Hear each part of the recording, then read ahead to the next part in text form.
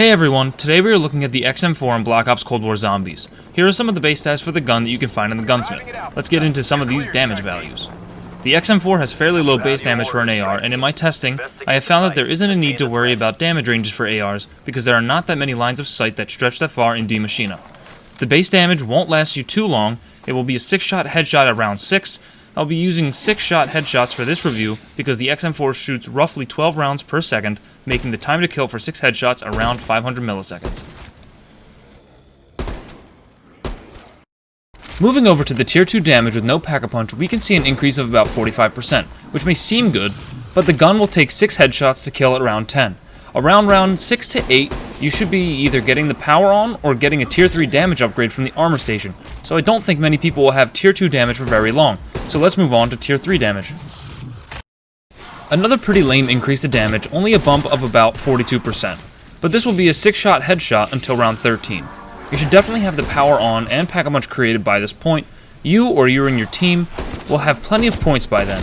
Now let's get into the good stuff. Pack-a-punch, tier 3 damage.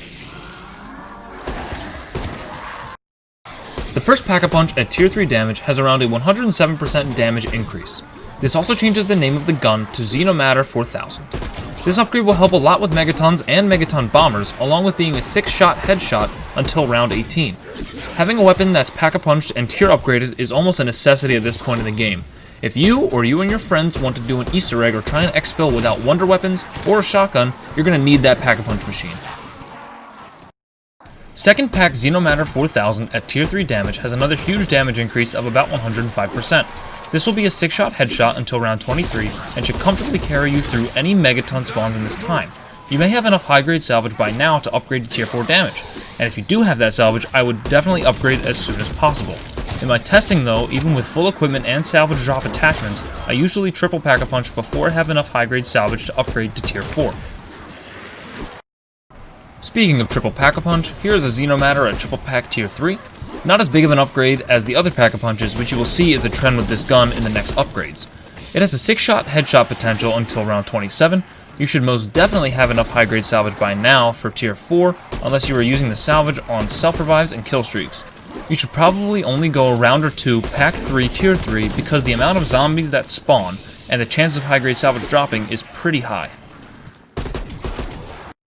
Moving on to triple pack tier 4, there is even less of an increase to damage overall at only 44%. This pairing will get you a 6-shot headshot until round 29, showing how small of an upgrade that is from a tier 3 triple packed version.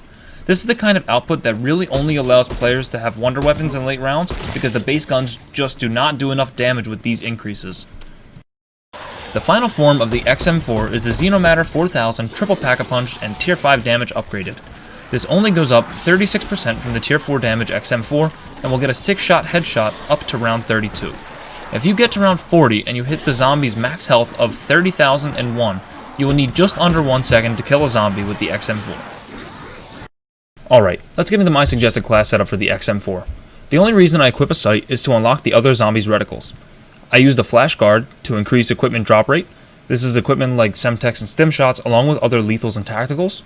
I used the Cavalry Lancer to do some more damage to armored zombies. I didn't use a barrel in my testing, just to make sure I didn't skew any of the results, and the rest of the barrels affect damage range and bullet velocity, which doesn't really matter for ARs and zombies. The mounted flashlight for the increased salvage drop rate with no negative effects. The only underbarrel that increases aim walking movement speed, right here, is the Infiltrator Grip. Always choose the largest mag that you have because it will increase the amount of ammo that you get in reserve. The speed tape, just to make sure that the ADS is a little bit faster. The tactical stock is really good for its aim walking movement speed. It's one of the first attachments I go for in zombies. So if I didn't have all the AR skills upgraded so that I had 8 attachments, I would take off the optical, the underbarrel, and the handle. Those really aren't necessary for this gun, but I feel like these other attachments would really help you out in your zombies runs. So I want to say thank you all so much for watching. If you enjoyed the video, please drop a like and subscribe for more content. See you all in the next one.